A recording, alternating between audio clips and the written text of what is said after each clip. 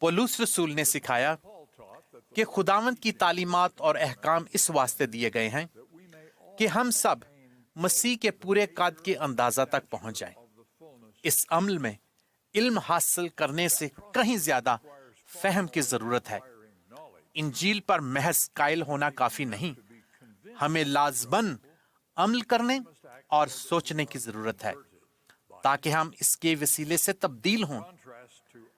دیگر منادی کے برعکس جو ہمیں تھوڑا بہت جاننا سکھاتی ہے، مگر یسوع مسیح کی انجیل ہمیں چنوتی دیتی ہے کہ کچھ بنے۔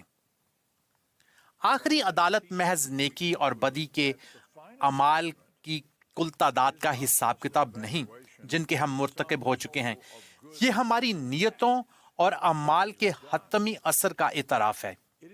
ہم کیا بن چکے ہیں؟